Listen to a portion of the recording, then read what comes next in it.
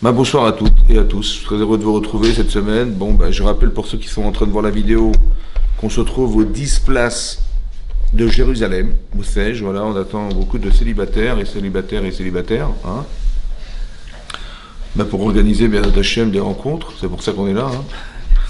Alors on va essayer de parler de 3 couples dans la Torah. Il y a 3 couples dans la Torah. On va essayer de voir un peu les différences, comment ça se conjugue, et voir les compléments qui peuvent être apportés par l'un et par l'autre en fonction des relations qu'ils ont eues entre eux. Ouais. On va avoir Avraham et sa femme Sarah. Ouais. On va avoir Yitzhak et Rivka, et Yaakov et Rachel. Voilà, ces 3 couples-là, on verra ce qu'on va essayer de tirer comme enseignement. Alors, c'est marqué ici dans la paracha de Lech Lecha, c'est marqué Sarai Yeshet Avram lo yaldalo. On voit que Sarai, donc ça fait déjà des années où elle espérait avoir un enfant avec Avram, mais ça n'a pas été le cas raté. Alors, Vela Shifra Mitzrit, et donc elle avait une servante, qui était une servante égyptienne. On sait que c'était une princesse d'Égypte, hein, c'était ça. En fait, on dit Shifra, c'est pas sa femme de ménage, c'est une Shifra, c'est une servante, hein, mais c'est pas une femme qui avait parce qu'Avram s'appelait pas Pierre. Ouais, à quoi tu me sers Pierre? Non, c'était pas ça. C'était, en fait, il s'appelait Avram. Ouais. Et là, cette femme, en fait, c'était une princesse, c'était l'élève, en fait, la meilleure élève de Sarah. C'était sa meilleure élève. Et donc, elle tombait pas enceinte, elle avait été embêtée. Qu'est-ce qu'elle a fait? Va tomer Sarah et Avram. Et donc, elle dit à Sarai, à Avram, elle lui dit, Inena atzarani Hashem iledet. Voilà que Hashem m'a stoppé dans ma capacité à avoir des enfants. Bonai shifrati. Va, je t'en prie, avec cette femme, ma servante, mon élève. Oula yibane mimena. Peut-être que je construirai par elle. Ça va? Alors, est-ce que c'est féminin déjà de demander à son mari d'épouser notre femme qu'elle parce que madame, elle n'a pas d'enfant? Normalement, non. Est-ce que, je sais pas, moi, imaginez une femme, elle n'a pas d'enfant, elle dit à son mari, écoute, j'ai une très bonne copine. Peut-être que c'est vrai, non mais c'est vrai. Hein? On doit présenter ça. Voilà, j'ai une très bonne copine, etc. Peut-être qu'avec elle on aura des enfants. Est-ce que ça se fait? Est-ce que c'est féminin? Ou bien elle préférait tuer son mari, ou bien elle préférait divorcer évidemment si elle n'a pas d'enfant. C'est ça, non? Qu'est-ce que vous en pensez les juifs de? C'est une façon de garder le mari. De quoi? Ouais, mais bon, est-ce que c'est féminin? Non, non. Dis non. Dis non. Non, c'est pas féminin. Donc c'est bizarre. C'est quoi ce comportement de femme? Elle a dit, peut-être que voilà, on aura des enfants ensemble. En hébreu, c'est marqué, Oulai Ebané, je construirai par elle une famille. Ebané en hébreu, c'est un binyan, c'est une construction. Mais comment vous avez compris ça? C'est-à-dire, moi j'avais compris au départ, que femme porteuse, c'est-à-dire que Madame Agar, qui est l'élève de Sarah, c'est elle qui va tomber enceinte et elle portera cet enfant, et donc je deviendrai mère, on va dire, entre guillemets, par elle. C'est ça que j'avais compris au départ. C'est ça que tu as compris aussi? Oui, non? Eh ben non. Là-bas, j'ai vu le Sforno. Tu te rappelles, j'avais dit une fois? Le Sforno, c'est un commentaire ici du Chumash. J'ai dit, tu sais ce que ça veut dire? Elle a fait comme ça. En fait, elle a proposé à son mari d'épouser cette femme pour stimuler chez elle le désir d'enfant, par jalousie que cette femme avait épousé son mari. Waouh. C'est répété là, c'est dit là, et c'est répété aussi pour Rachel. Quand Rachel, elle va dire, voilà, je vais donner ma servante, etc. C'est-à-dire qu'il y avait une stimulation intérieure d'être, entre guillemets, jalouse que cette femme, elle épouse son mari, et ça va tellement la fâcher qu'elle va stimuler chez elle le désir d'enfant, et ça va la pousser à avoir des enfants. Je construirai par elle. Maintenant, Ebané, ça veut dire je construirai, mais dans le mot Ebané, il y a Ben. C'est ça, Ben Chétrit. Là, il y a Ben. D'accord, et Ben. Ce Ben là, c'est en Ben. Ouais. Le Ben est fils. Le Ben est fils. Vous avez compris? Parce que fils, Ben, ça veut dire fils en hébreu. Le Ben est fils. Ouais. C'est ça. Le bénéfice, c'est d'avoir l'enfant qui allait espérer voir. Qu'est-ce qui va se passer? Hein? Qu'est-ce qui va se passer? Donc c'est ça. Et Avram va accepter. Avram va accepter de l'épouser. C'est marqué, Vaishma Avram, l'école Sarai. Il a écouté le col. C'est quoi le col? Là, je vous pose une colle, là. C'est quoi le col? Hein? Comment? La voix. Mais ça veut dire quoi écouter la voix de sa femme, à la différence de la parole de sa femme? C'est quoi la différence entre le dibour en hébreu qui veut dire la parole et le kol qui veut dire la voix? Il n'y a pas de mots. Hein? Il n'y a pas de mots. Il n'y a pas de mots. La voix, en vérité, la voix, c'est ce qu'on a voulu dire. C'est pas ce qu'on a dit. Ça va? C'est ce qu'elle a voulu dire. Elle a voulu dire, peut-être que grâce à ça, je construirai un couple. Ouais, notre couple qui sera renforcé par l'idée que j'aurai des enfants par elle. Vatikar Sarah Ishet Avram et Agar. Donc qu'est-ce qui va se passer? Donc elle va prendre Vatikar. C'est elle qui va la chercher.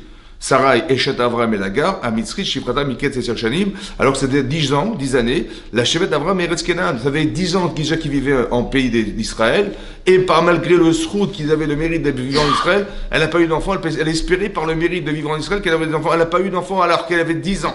C'est 10 ans, ouais. L'eshet Avram et Eretz Kenan, Vatitan Otal et Avram, Vaisha l'Oleisha, donc elle lui a donné Avram pour femme, ouais, et cette femme pour femme. Va y avoir Agar, donc il a été avec Agar, ils ont eu une relation, et Vatahar, elle tombe enceinte.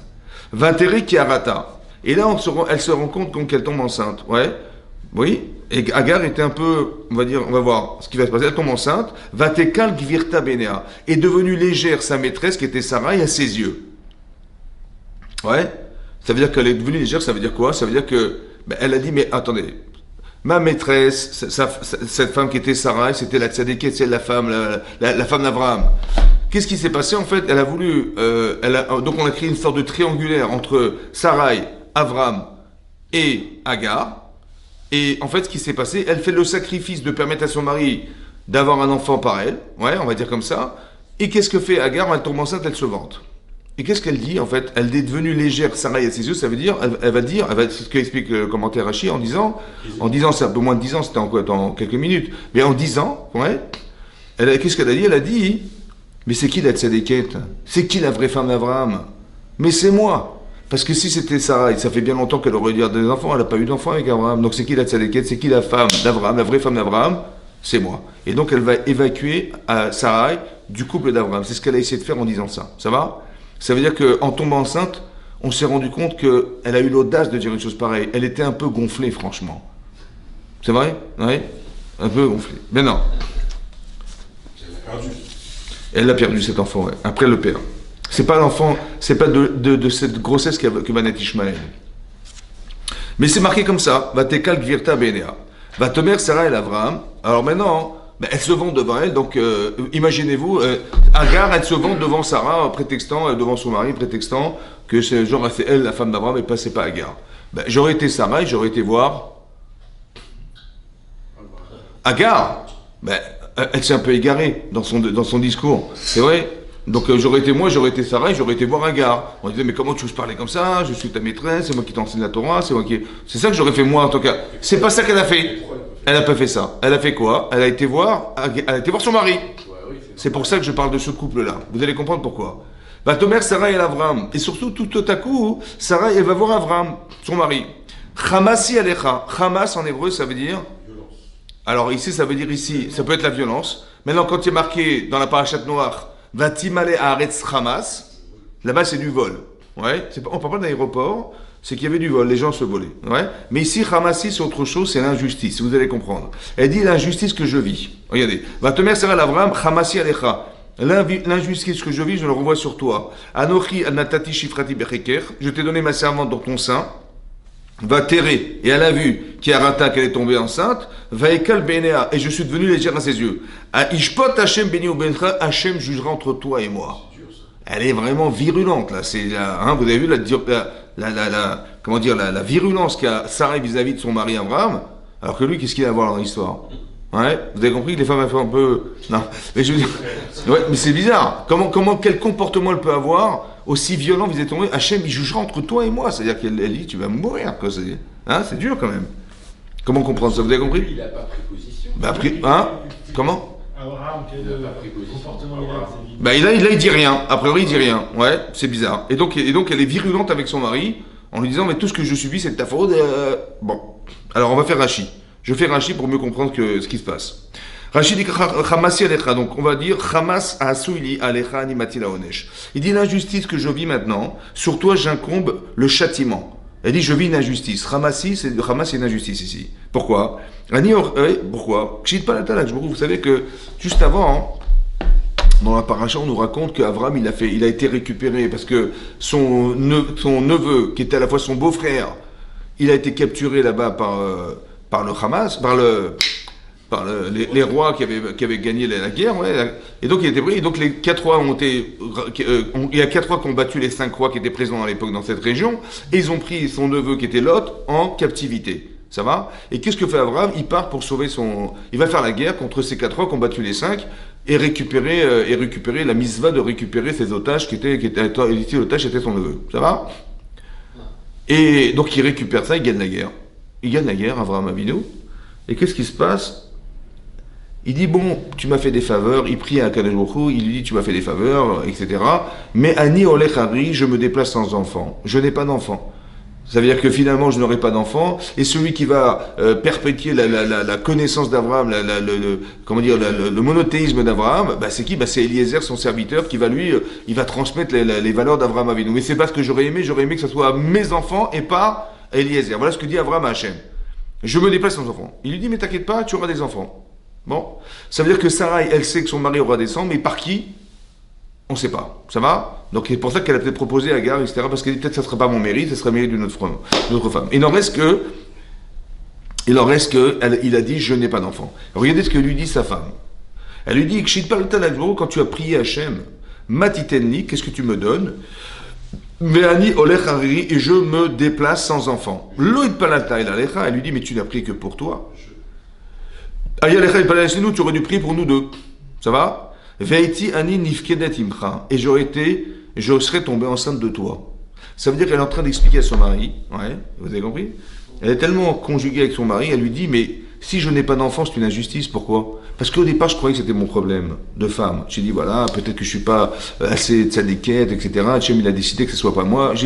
J'accepte, elle assume, elle a dit, pour que mon mari ait des enfants, je suis prêt à faire un sacrifice de femme. C'est pour ça que je vous ai dit que c'est pas féminin ce qu'elle a fait. Mais elle se sacrifie, entre guillemets, pour son mari. Ça va? Et qu'est-ce qui se passe en retour? Madame Agar, elle se vante d'être tombée enceinte, et Abraham, il dit rien. Ouais. Il dit rien. Il dit rien. Ça va? Ça veut dire que, en général, quand on fait la simcha, on propose du whisky. Le whisky, c'est ce qu'on boit en général, ouais. Mais là, il avait carrément bu beaucoup. Il avait mis du scotch, en fait. Vous voyez, du scotch, c'était. Et c'est pour ça qu'il s'est tué, en fait. Il s'est tué. Et elle lui dit, mais comment ça se fait que tu te tais? Je comprends pas. Ouais, ça c'est une chose. Mais en fait, ce qu'elle lui dit, elle lui dit, mais tu es égoïste. Pourquoi? Parce que tu dis, je n'ai pas d'enfant à Hachem. Il fallait dire, nous n'avons pas d'enfant. Il dit, je comprends la justice maintenant. Ça veut dire, en fait, si tu avais conçu qu'on était un vrai couple, tu aurais dit nous. Mais tu as osé dire je. C'est pour ça que je ne suis pas tombée enceinte. Parce qu'Hachem, il veut bien m'en donner des enfants. Mais il faudrait que j'existe pour toi. Or, je n'existe pas pour toi. Ça va? C'est pour ça que je ne suis pas tombée enceinte. Et là, elle est virulente contre lui. Ça va? Voilà ce qu'elle lui dit. Comment tu as osé dire je n'ai pas d'enfant? Maintenant, la question que je m'étais posée, c'est de dire la chose suivante. Des fois, tu dis, je sais pas moi, je sais pas, quelqu'un t'aborde, dit où tu vas cet été? Dit, je vais partir en vacances. Bon. Mais quand tu dis je, ça veut pas dire je, bien sûr, je pars avec ma femme et les enfants. Ça va? D'où elle a su, elle, que je veux dire je, peut-être que je veux dire nous. Quand il dit je n'ai pas d'enfant, ben évidemment, j'inclus mon épouse avec moi, évidemment. D'où elle a su, comme elle s'appelle, Sarai, que quand il a dit je, ça veut dire je. Ouais. D'où j'ai su, oui, que, moi-même, d'où j'ai su que ça voulait dire nous, et pas, d'où ça veut dire que je et pas nous. D'où, ouais, vous avez compris? Ben, là, je vous ai cloué, là. Mais non. On a changé de cours, là. Hein? On a changé de cours. Non, on est toujours dans la même cour. Mais non. Non, c'est vrai que c'est un peu long, Parce qu'on aurait pu être court, mais ce que je veux dire par là, c'est comme ça. D'où elle a su que je veut dire je et pas nous. Comment elle a su? Ouais. Alors écoute-moi bien. Si Abraham, il avait sa femme dans son esprit, et qu'il entend Agar se vanter devant sa femme, il aurait réagi ou pas? Ben oui. Or, il n'a pas réagi. Ça veut dire qu'elle n'est pas assez présente dans sa tête. Donc, quand il ne réagit pas, c'est révélateur qu'elle n'est pas assez présente. Oui, non. Donc c'est bien clair que quand il a dit je, ça veut dire je. Parce que ça veut dire nous. Si elle était présente dans sa vie, il aurait dit nous. Il n'a pas dit nous. En plus de ça, il aurait réagi vis-à-vis d'Agar, il n'a pas réagi. Donc ça veut dire qu'elle n'est pas assez présente. C'est ça qu'elle voit dans sa vie. Vous avez compris ou pas? Ça veut dire qu'une femme, elle a besoin de se sentir exister dans son couple. Ça veut dire c'est comme si une femme était composée d'un être qui était son mari en elle, et elle s'attache forcément à cet homme-là en particulier. Et donc il aurait espéré aussi à l'inverse que lui ressente autant le ressent la présence de son mari dans sa vie, autant elle aurait aimé que son mari ressente cette présence. Et c'est tellement puissant ça, elle a cru que ça l'empêchait d'avoir des enfants. Hachem, il veut bien lui donner des enfants, mais il peut pas, parce que Ils ne sont pas tous les deux là, présents. Vous avez compris ou pas? Il dit je, c'est ça. Comme si il y avait une sorte de canal qui existait entre Hachem et le couple, qui fait que quand on est un couple soudé, on dit nous, alors Hachem il dit ok, vous êtes un couple, je vous donne des enfants, il n'y a pas de problème. Mais si tu dis je et tu dis pas nous, alors elle se dit mais c'est une injustice. Parce que j'aurais pu en avoir, j'en ai pas à cause de toi. Et c'est pour ça qu'elle est virulente contre son mari. Ça c'est la première explication que donne Rashi. Deuxième explication, il dit Atachomé à Bizioni Veshotek. Tu entends la honte que j'ai et tu te tais. Ton silence est insupportable. Comment tu me défends pas devant cette femme? Comment elle ose dire une chose pareille et tu ne réagis pas? Ça va? Attachomé à Bizioni Veshotek. C'est très féminin, ça aussi. C'est de ressentir qu'on est présent dans la vie de son mari. Ça va? Et que quand tu ne réagis pas à la honte que j'ai de subir un affront pareil, c'est révélateur que tu m'aimes pas. Ça va? C'est ce qu'elle pense, elle. Hachem Ishpot Benyomedra. Ça veut dire que si tu m'enlèves cette capacité d'exister avec toi, alors Hachem te jugera et te condamnera. Voilà ce qu'elle dit. Voilà, ça c'est l'esprit de Sarai. Ça va? C'est clair. Maintenant, vous savez, vous connaissez les qualités d'Avraham Avinu.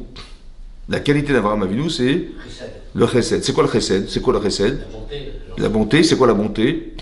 C'est gratuit. C'est quoi la bonté? Ben, c'est le partage. Il donnerait sa vie pour les autres. Avraham, il est dans le désert, c'est pas dans le désert, et il prépare des mets magnifiques, les gens se délectent d'aller manger chez lui, il fait tout ça pourquoi? Parce qu'il dit, ben, il prépare des plats fantastiques, ouais. Les gens consomment ces plats, et ben, évidemment, ils vont partir en disant merci, évidemment. Il va leur dire, mais pourquoi vous dites à moi merci? Dites à Hachem merci. Pourquoi? Comment ça? Ben, Hachem, pensez bien que c'est pas venu par hasard. Et par le plaisir d'avoir bien mangé, et le plaisir que ça peut apporter, vous dites, mais vous vous rendez compte de tout ce que vous voyez là, mais c'est Hachem qui l'a créé. C'est pas venu comme ça par hasard, tout n'a pas été fabriqué. Et donc, par ces biais-là, en fait, il amène les gens à la Torah, il les attire vers la Torah. C'est comme ça qu'il fait. Par le plaisir d'avoir bien mangé, d'avoir été bien reçu, et ça ouvre des portes incroyables où les gens se sentent à l'aise, et donc ils vont écouter les commandements d'Avraham Avinu et tout ce que va d'Avraham. Vous avez compris? C'est ça comme ça il procède. Ça, c'est Avraham Avinu. Maintenant, il est prêt à donner tout ça pour les autres. Et bizarrement, sa femme lui reproche, mais pourquoi tu ne me fais pas le chesed, la bonté de réagir? Comment ça se fait que pour les autres, il est en réaction extraordinaire, et pour sa femme avec son épouse, il se tait. Il n'est pas capable de lui donner au moins ça, cette force-là, de lui dire, écoute, mais je suis avec toi, je suis à 100% avec toi, comment ça se fait? Comment vous avez compris, les juifs du 19e, du 17e Justement, il a fait un chesed avec Agar, il lui fait pas honte, alors qu'il dit sa femme, elle va comprendre. Mais qui c'est mais ça se fait ce qu'elle a dit Agar? Après, oui, mais justement, il fait tellement de chesed qu'il... Mais c'est pas... Ah, mais c'est mauvais chesed alors. Parce que c'est pas comme ça, c'est pas comme ça. Alors j'ai pensé, oui, vas-y. Il faut juste éviter la dispute et qu'elle se querelle entre elles. Ouais, c'est possible. Bon, mais là, il devrait réagir parce que c'est un affront qu'elle subit. Et puis en plus, il a bien compris que derrière, quand elle dit mais c'est moi la maîtresse, etc., c'est moi la vraie femme d'Abraham, elle exclut carrément Sarah de sa vie, quoi. Alors que ça fait des années, des dizaines d'années qu'il est avec elle. Il y a quand même, il y a un peu une mesure quand même, tu vois, et il réagit pas. Alors j'ai pensé à un truc comme ça, écoutez-moi bien avant que je m'énerve. C'est comme ça. Peut-être l'idée c'est la suivante, écoutez, voilà. Tout ce que vous faites dans votre vie, à rendre service, je sais pas, inviter des gens, faire l'hospitalité, tout ça, ça n'a de but que pour le partager en couple. Vous avez compris? Donc si Abraham il n'est pas capable de le faire en couple, alors à quoi servit tout ce qu'il a fait? C'est ça qu'elle lui dit. Vous avez compris? C'est-à-dire que le Yetzer Hara, il va essayer. Et c'est là que je vois qu'il y a des services. Parce que Abraham, sa vocation, c'est de rendre service. Alors au moins vis-à-vis de ton épouse, au moins tu lui rends service en lui disant mais bien sûr, je vais te défendre, évidemment. Il ne le fait pas. Le Yetzer Hara, jusqu'où il va? Maintenant, pourquoi c'est comme ça? Et c'est très intéressant que de voir que le Yetzer Hara, il se mêle dans des choses qui sont les plus essentielles. Et c'est là qu'intervient le Yetzer Hara, et dans l'essentialité de sa vie. Vous avez compris? À chaque fois que vous avez quelque chose à vivre qui est fondamental, et il arrive à se mêler. Quand c'est pas fondamental, il vous laisse tranquille. Ouais, il nous laisse tranquille, je m'inclus là-dedans. Mais quelque part, quand c'est fondamental, il s'acharne. Monsieur, il s'acharne à essayer de trouver des arguments pour éviter qu'on vive des choses qui sont fondamentales dans son existence. Il s'acharne. Et donc c'est pour ça que dans ce cas-là, vous avez compris, comme c'est que la femme d'Abraham, qui est Sarai, c'est elle qui canalise en fait sa bonté et son hospitalité. Vous avez compris? Parce que si tu es capable de faire avec les autres, alors forcément avec ton épouse. Et là, manifestement, ça se révèle pas, ça ne déclare pas chez lui. Ça veut dire qu'il y a un Yetzer Hara dans cette histoire, c'est elle qui va lui permettre de devenir, en fait, l'Avraham Avinu. Vous avez compris, c'est ça que je voulais vous expliquer. Mais regardez la façon dont elle a de réagir avec son mari, la virulence qui est exprimée ici, ouais, et le fait qu'il se sente en décalage dans sa vie de couple, parce qu'on a l'impression qu'il n'a pas compris le véritable sentiment de son épouse, le véritable ressenti que la femme, elle devrait avoir et qu'il devrait avoir dans sa tête pour l'inclure dans sa vie de couple et pas dire je et de dire nous. Vous avez compris? Voilà. Ça c'est fondamental, ça fait partie des éléments qui sont moteurs dans la capacité qu'on a d'exister à deux. Voilà, c'est ce qui est marqué là. Ça c'est le couple d'Abraham Avinu, c'est le couple d'Abraham Avinu. Après on va parler d'un autre couple, ouais, qui s'appelle Yitzhak et Rivka. Ouais, Parashat Toldot, c'est marqué qu'on sait pertinemment que les Imaot, les matriarches, elles avaient tous le même problème d'être stériles. C'était dramatique parce qu'elles n'arrivaient pas à avoir des enfants. Et donc là-dessus, c'est marqué comme ça. C'est marqué Vayitzrek ben Arbaim Shana, donc on est Parashat Toldot. Un peu plus tard dans la Parashat dans la Torah, c'est marqué Vayitzrek ben Arbaim Shana, Yitzhak il avait 40 ans. Bekarto et Rivka lorsqu'il épouse Rivka. Bat Bethuel Arami, qui était la fille de Bethuel, l'araméen, Mi Padan Aram, qui vivait à Padan Aram, Achot Lavan, elle était aussi la sœur de Lavan, Arami l'Olisha, qui l'a prise pour femme. Voilà. Et donc c'est marqué après, Vayetar Yitzhak Lachem. Qu'est-ce qui s'est passé? Donc cette femme avait des années qu'ils vivaient ensemble, il y a plus d'une vingtaine d'années, et donc elle est toujours pas tombée enceinte, et là c'est marqué Vayetar Yitzhak. Yitzhak va prier de toutes ses forces, Lachem. Il prie Dieu. L'Enochachishto, en présence de sa femme, qui a Karaï parce qu'elle était stérile. Ça va? Vaya Aterlo. Vaya Aterlo. Oui? Vaya Aterlo. Napoléon. Vaya Aterlo. Hachem Veta Rifreishto. Et donc Hachem a répondu à sa prière. Et elle tombe enceinte. Ça va? Vaya Aterlo, elle tombe enceinte. Moi, ce qui m'interpelle ici, c'est la chose suivante. C'est marqué Vayatar Yitzhak Lachem. Alors je traduis en français. Il a prié fortement Yitzhak, Dieu. L'Enochachishto, en présence de sa femme, Rachid nous explique, elle était présente. Ça veut dire qu'ils ont prié chacun de son côté. Elle était madame dans un coin de la chambre. Elle priait Hachem que Hachem lui agrée à son mari le bonheur d'être père. Et lui il dit ma femme est une sadéquette, une femme exceptionnelle. Je t'en prie, agrée sa volonté d'être mère. Voilà ce qui chacun priait pour l'autre. Mais Nochach en présence, ça veut dire que géographiquement, ils se trouvaient au même endroit. Voilà, ça veut dire, ça c'est le sens littéral de la Torah. Géographiquement, elle était là, il était là, ils priaient chacun l'un pour l'autre. Ouais. Moi, ce qui m'a dérangé, c'est la formulation. Je vous explique. Hein? Non, c'est pas ça. C'est comme ça. Il y a marqué, il a prié fortement pour Hachem, en présence de sa femme, car elle était stérile. Mais non, il fallait écrire, il a prié fortement Hachem parce qu'elle était stérile, virgule, en présence de sa femme. Non? Bah oui, parce que l'aspect géographique où elle se trouvait, bon bah c'est secondaire par rapport à l'intérêt qu'il avait prié pour elle. Le but, bah, c'était de la rendre heureuse d'être une mère alors qu'elle était stérile. Donc il aurait fallu dire dans la Torah, il aurait fallu marquer, il a prié fortement Hachem parce qu'elle était stérile, c'est ça le but de la prière, c'était l'objectif. Mais non, en présence de sa femme, ok, elle était aussi là. Merci beaucoup de m'avoir informé qu'elle était présente. Ça va? Pourquoi on a mis la présence de sa femme au milieu de la pensée, au milieu de la prière? C'est ça que je ne comprends pas.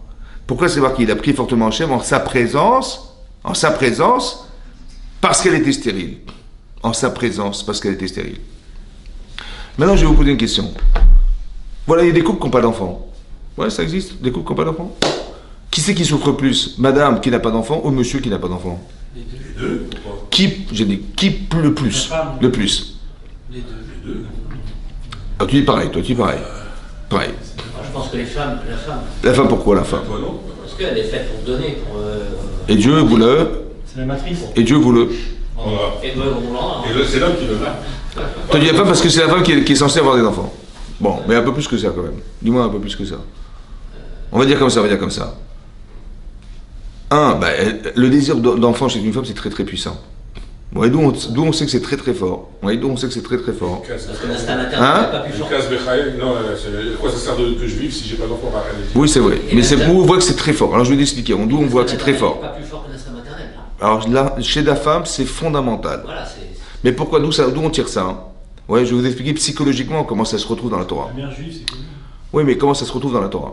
Parce que vous savez que c'est marqué vous savez qu'il y a une fois, il y a eu un conflit entre deux femmes. Ouais, une femme, elle avait malheureusement perdu son enfant.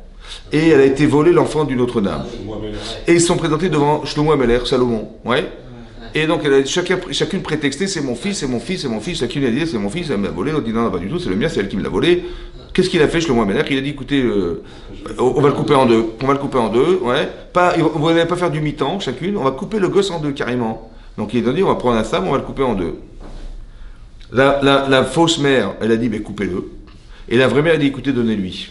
Et c'est là il a su qui était la vraie mère. Maintenant, on va se mettre dans la peau de la fausse mère. Elle est belle déjà, ça. Celle qui a menti. D'accord ? Elle a volé l'enfant. Ça a rien de ça. À votre avis, qu'est-ce qui est pire, Chas v'shalom, hein, d'avoir perdu son enfant ou d'avoir été volé? Son enfant, il est vivant, mais il est volé.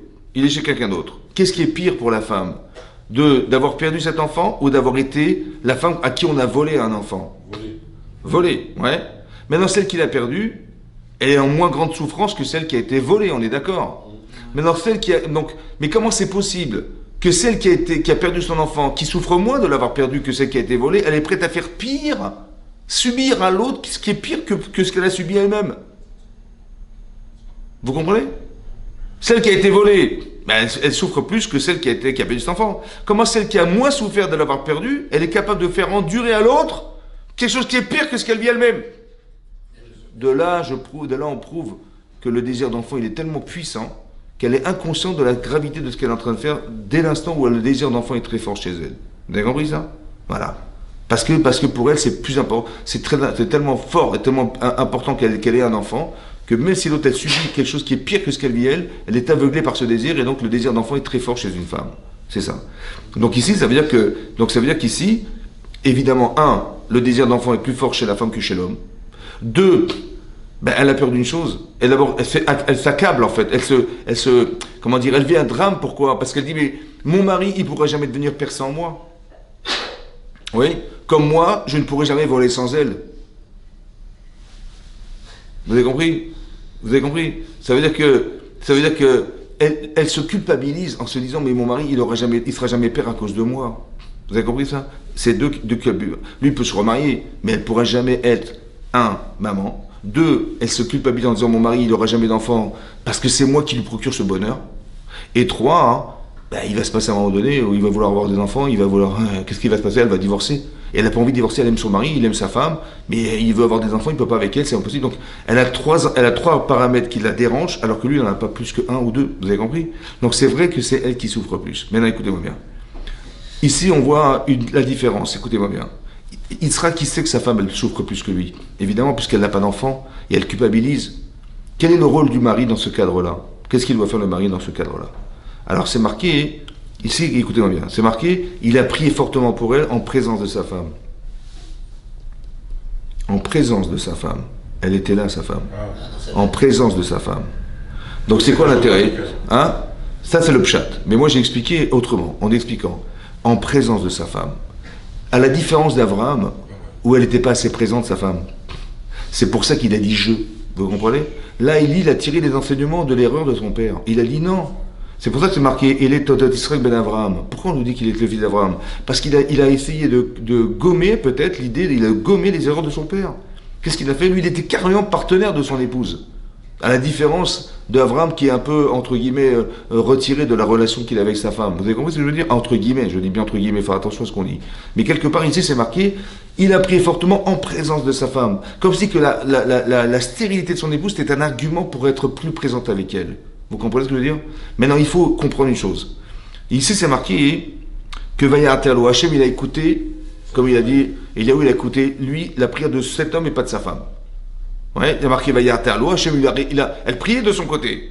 Et lui, il priait de son côté. Mais Hachem, il n'a pas écouté la prière de son épouse, il a écouté la prière d'Abraham, de Yitzhak Avinu. Pourquoi lui et pas elle? Alors Rachid nous dit un principe, que ne se ressemble pas à la prière d'un tzaddik, parce qu'Yitzhak c'est un tzaddik, c'est un juste, fils de Abraham qui est juste, alors qu'elle, elle était une tzaddiquette, évidemment, mais fille d'un rachat, d'un mécréant qui était son père, qui était Bethuel.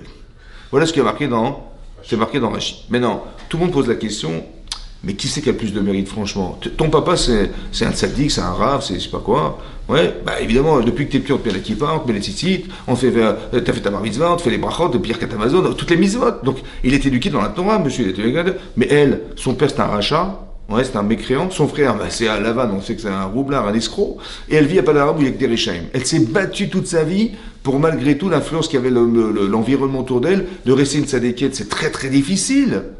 Ouais, c'est très difficile. Pourquoi elle n'a pas eu plus de mérite que son mari? Évidemment qu'elle a plus de mérite que son mari. Comment ça se fait que Hachem, il a pas écouté la prière de son épouse plutôt qu'elle écoutait la prière de son mari? Lui, c'était facile. Oui. Alors en vérité, c'est pas vrai ce que je vous dis. La différence, elle est comme ça. Quand quelqu'un, il a vécu dans un endroit obscur, comme celui de vivre dans un endroit qui n'était pas d'un Aram, des Rishaïm, son père c'était un rachat, etc., elle s'est battue, mais quand elle s'est battue parce qu'elle était éclairée quelque part, il y avait une certaine forme de logique comportementale, de philosophie de vie, etc., qui fait qu'elle n'a pas envie de ressembler ni à son père, ni à son frère, ni à la ville où elle vit. Ouais. C'est comme quelqu'un, il est paumé, et puis il étudie la Torah. Et puis, ou alors il rencontre un rave, il écoute une dracha, et puis tout à coup il dit mais bien sûr que c'est ça qu'il faut vivre, c'est ça. Donc dans l'obscurité dans laquelle il se trouve, c'est facile de choisir la lumière. Mais est-ce que c'est facile lorsqu'on est dans la lumière de choisir la lumière? Vous avez compris?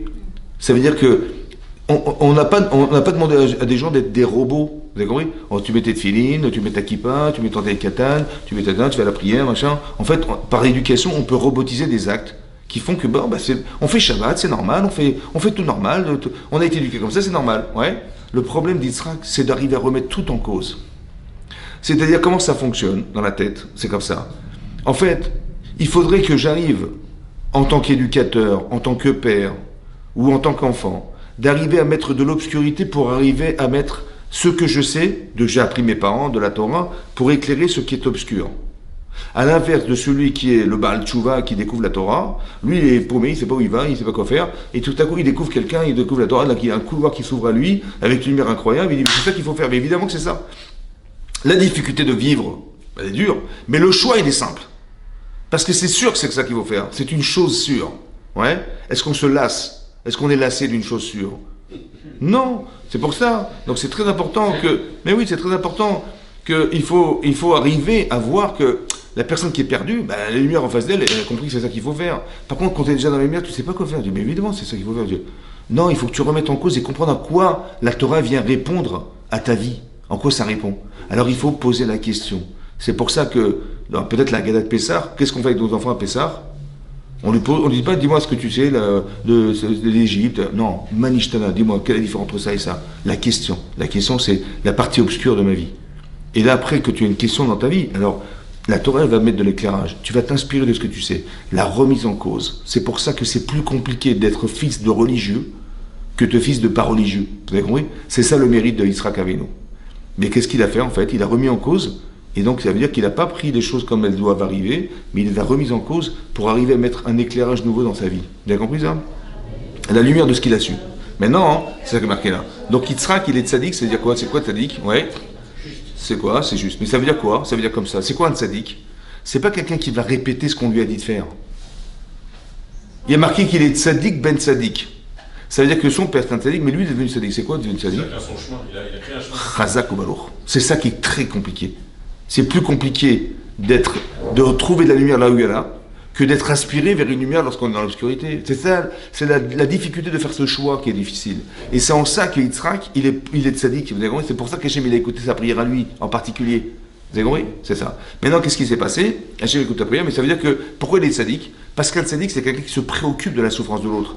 C'est-à-dire que dans le cas où sa femme elle est stérile, qu'est-ce qu'il doit faire? C'est quoi son but à lui? C'est pas lui dire, écoute, il y en a marre, ça fait déjà 10 ans qu'on est mariés, tu peux pas aller voir un gynéco, je comprends, qu'est-ce que tu fous là?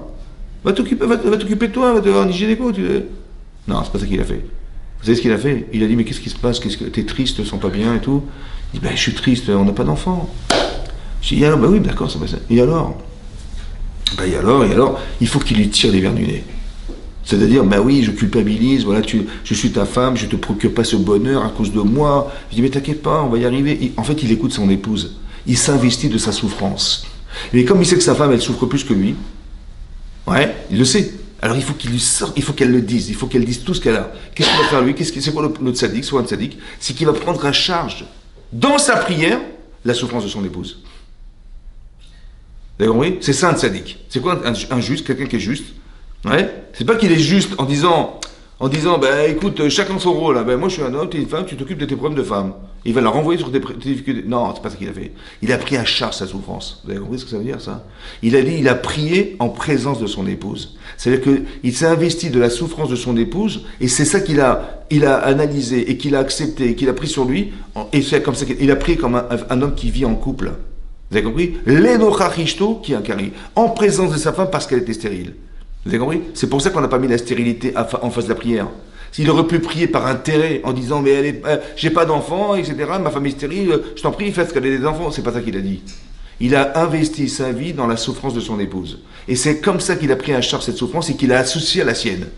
Pas l'inverse. Pas dire je souffre, j'ai pas d'enfant, ma femme est stérile, c'est pas normal. Quand est-ce que tu vas nous faire donner des enfants? C'est pas ça qu'il a fait. Vous avez compris ce qui se passe? Ça s'appelle un tzaddik. Ça veut dire que, à la différence d'Abraham, où il y a une forme, on va dire entre guillemets, d'indifférence et qui fait qu'elle se rebelle sa femme contre ça, en disant mais comment tu as osé dire je alors que tu lui aurais dire nous? Et lui c'est l'inverse. Il est tout le temps dans le nous, lui.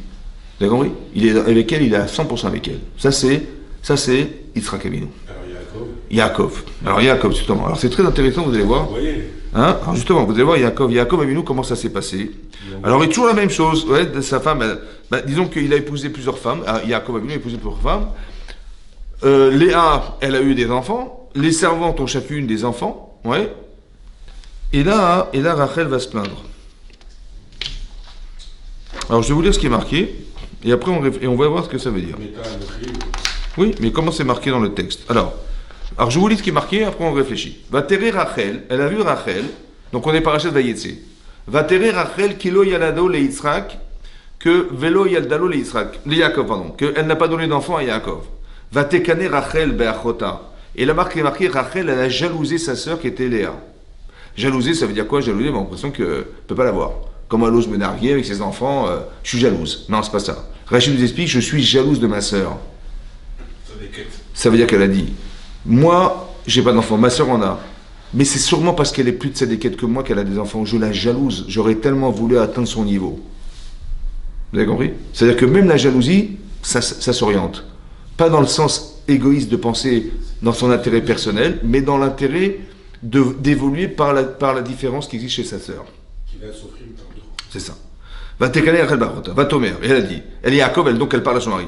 Avali banim, apporte-moi des enfants. Veimaïn, et sinon, métanori, je suis morte. C'est-à-dire qu'une femme qui se sent stérile sans enfant, elle est comme morte. C'est ça. Ouais. Voilà ce qu'elle dit. Mais qu'est-ce qu'elle a voulu dire? Elle fait un ultimatum à son mari. Amène-moi des enfants. Ouais. Et sinon, je suis une femme morte. Elle lui fait un ultimatum. Qu'est-ce que t'attends de. Qu'est-ce que t'entends quoi? Qu'est-ce qu'il fasse, lui? Alors, regardez ce que dit Rashi. Je vous lis Rashi. Alors, Rashi nous dit. Ouais. Avali banim. Vechi kachasa avicha leimecha. Qu'est-ce qu'il a fait ton père à ta mère? Oui, parce que le père de Yaakov, c'est Yitzhak, et sa maman, c'est Rivka. Qu'est-ce qu'il a fait, Yitzhak? Il a prié pour sa femme. Oui. C'est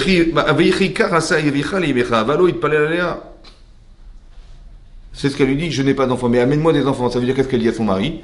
Il dit, mais je comprends pas. Moi, je veux dire en gros. Elle lui dit, ton père, il a prié pour sa femme, et ça a fonctionné. Prie pour moi. Elle prétend qu'elle n'a pas d'enfant parce que Yaakov ne prie pas pour elle. Voilà ce qu'elle prétend. Parce que s'il avait vraiment prié pour elle sincèrement, elle serait tombée enceinte depuis longtemps. Comme Yitzhak a prié pour sa femme, elle tombe enceinte par son mérite. Mais qu'est-ce qu'elle a pensé? Selon ce que dit Rashi dans la paracha de Toldot, c'est dire, moi, je suis Rivka, la fille d'un rachat, mon père c'est Lavan. Je suis Rachel, mon père c'est Lavan, c'est un rachat. Moi je suis une tzadékette, mais mon papa c'est un rachat. Et toi, tu es le fils de Yitzhak Avinu, donc tu es le fils d'un tzaddik. Et selon le principe que Hachem il écoute plus la prière d'un tzaddik qu'un tzaddik qui est fils de rachat, logiquement c'est toi qui dois prier. Je te rends responsable entre guillemets de ma stérilité. C'est ça qu'elle lui dit. Ça va? En fait, il fait comme Abraham, quoi. Elle lui reproche, elle lui fait un ultimatum. Elle lui dit, écoute, c'est ta faute, je n'ai pas d'enfant, c'est ta faute. Et sinon, je suis morte, tu m'as tué, quoi. Voilà ce qu'elle lui dit. C'est dur, hein. Ça veut dire, on voit la virulence féminine qui est exprimée là. Ça, c'est un des symptômes qui existe chez la femme, ouais, qui est, quand elle est tellement en désir de quelque chose, quand elle ne peut pas l'avoir, elle est comme une folle. C'est ça qui est marqué là. Pareil, Sarah, elle voit que genre son mari ne réagit pas à l'offense qu'elle vit, elle est virulente contre son mari. Ça va? Et elle, c'est pareil. C'est vrai? Hein? C'est du feu, exactement. C'est du feu. C'est ça qui est marqué là. Ouais. Alors, maintenant, comme ça. Avali banim. Donc, qu'est-ce qu'il répond à sa femme? Vaïcharaf Yaakov berachel. Là, il se met en colère contre elle. Ah ouais? Vayomer, il a dit, Atachat Elokim Anochi, est-ce que je suis à la place du bon Dieu, moi? Ouais. Asher Mana Mimer Pribaten, qui t'a empêché d'avoir le fruit de tes entrailles. Voilà ce qu'il a dit à sa femme. Bon. Comme ça, il dit, mais moi, j'y peux rien, qu'est-ce que j'y fasse? Ouais. On a l'impression, quand tu lis le texte, il dit, moi, je suis pas à la place du bon Dieu, t'as pas d'enfant, t'as pas d'enfant. En fait, regardez ce qu'il a dit. Regarde comme c'est intelligent ce qu'il a dit. Et il a dit comme ça. Rachid. Ouais, Rachid. Tachat. Vechi bimkomo ani. Est-ce que je suis à sa place? Il dit Asher mana mimer. Donc il t'a empêché, il t'a refusé de toi d'avoir des enfants. Atomeret chez Ese Kaaba. Qu'est-ce que tu m'as dit? Tu me dis, mais fais comme ton père. Ton père, il a prié pour que sa femme, elle ait des enfants. Fais comme ton père. Il dit, tu m'as dit de faire comme mon père. Ani Eni Kaaba. Moi, je ne suis pas comme mon père. Pourquoi? Abba lo ayulubani. Mon père n'avait pas d'enfants. Ani yeshlibani. Moi, j'ai des enfants. Qu'est-ce que ça veut dire? C'est égoïste de dire ça. Il dit, mon père n'en avait pas, mais c'est normal, il prie comme ça. Mais moi, j'en ai. On a l'impression qu'il dit, mais moi, j'ai pas besoin de prier pour toi, j'en ai déjà. Non, c'est pas ça qu'il a dit. Qu'est-ce qu'il a dit alors? C'est pas la même situation que mon père, c'est celle de mon grand-père. Mais ça veut dire qu'est-ce qu'il a dit alors? Qu'est-ce qu'il a dit? Nous ne devons pas prier, mais fais plutôt comme. Mais prie! Alors, t'as des enfants, prie! Ouais. En fait, je suis compris comme ça. C'est ça, je comprends pas. Il a dit, j'ai des enfants et mon père n'en avait pas. Ben alors, prie quand même. Qu'est-ce que ça te dérange? En fait, j'ai compris. En fait, sincèrement, de façon authentique, je ne pourrais jamais arriver à ce que mon père a subi. Parce que j'ai des enfants, vous avez compris? Quelqu'un qui a des enfants, il ne peut pas prier à la souffrance que son père il avait de ne pas en avoir. Donc l'authenticité dans la prière n'est pas la même. Donc je n'arriverai jamais à faire ce que mon père a réussi à faire. Donc ne me demande pas logiquement de prier comme mon père a prié, c'est pas possible, logiquement. Ça va? Parce que je ne suis pas dans le même sentiment de manque que mon père. Ça c'est un. Deuxièmement, il lui dit comme ça. Mana velo mimeni. De toi il l'a privé, mais pas de moi. Qu'est-ce qu'il a voulu dire par là? De toi il t'a privé toi, mais pas moi. Ouais, moi c'est moi et toi? C'est toi. Non. Il a dit moi j'ai été privé d'enfants, mais ouais, moi j'ai eu des enfants, mais toi c'est de toi qu'il a privé. Qu'est-ce qu'il a voulu dire à sa femme en disant un truc pareil?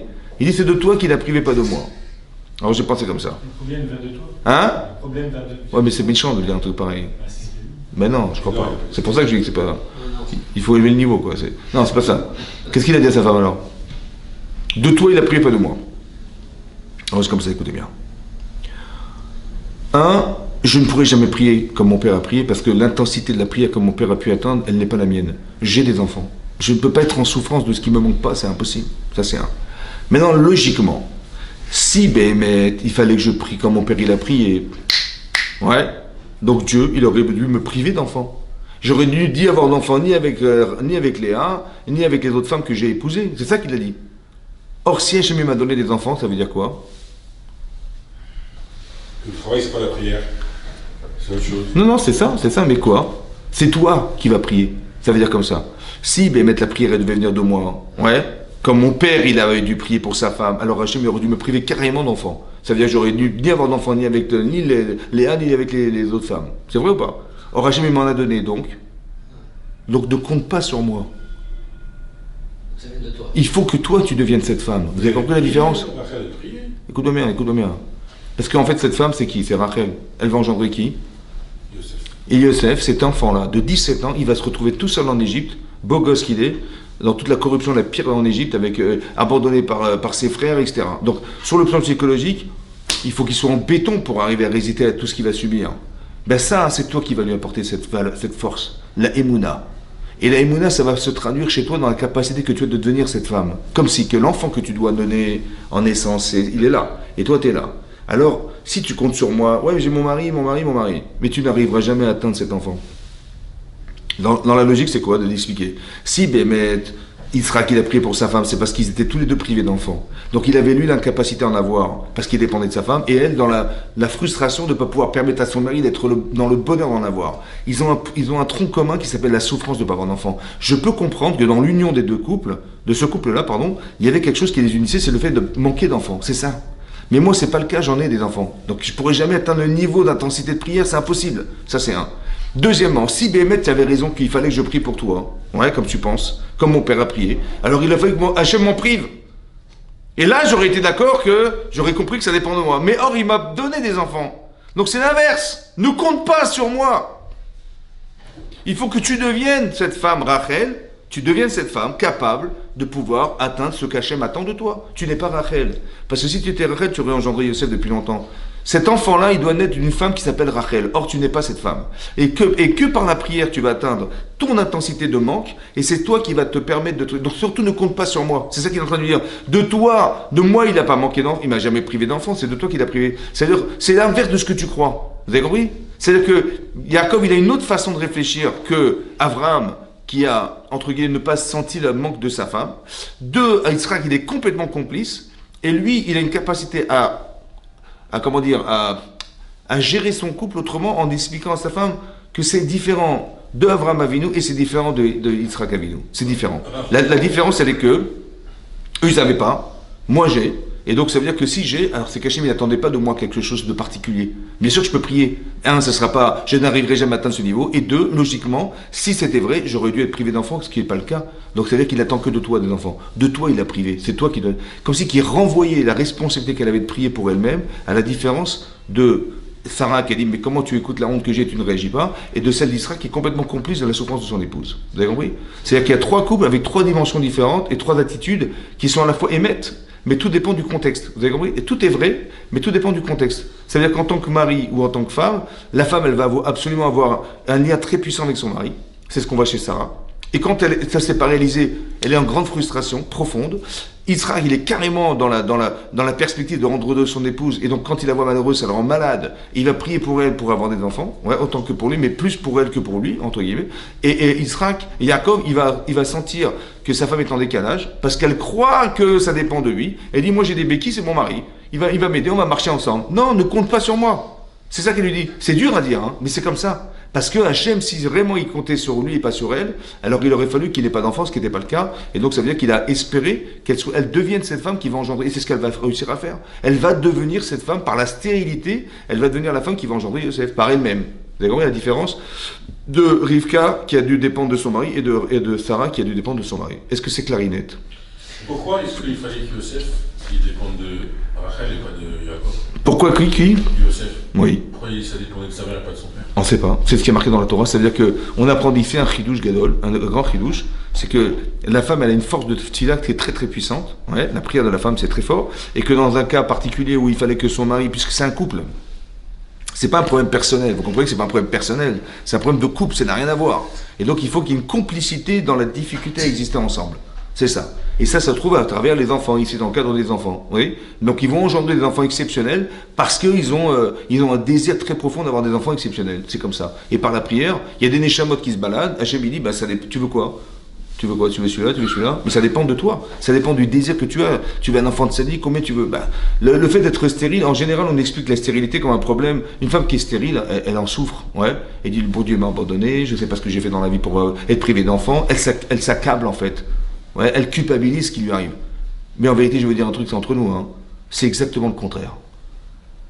Exactement l'inverse. C'est-à-dire que quand une femme, elle se dit « Ouais, j'ai pas d'enfant, j'arrive pas à me marier, ou j'arrive pas à avoir d'enfant, etc. » C'est qu'en fait, elle a une potentialité très très grande, ouais, qui fait qu'Hachem attend d'elle qu'elle atteigne ce niveau-là de potentialité qui doit devenir réelle chez elle pour lui procurer le bonheur d'être mère parce qu'il y a un enfant qu'elle attend qui est exceptionnel.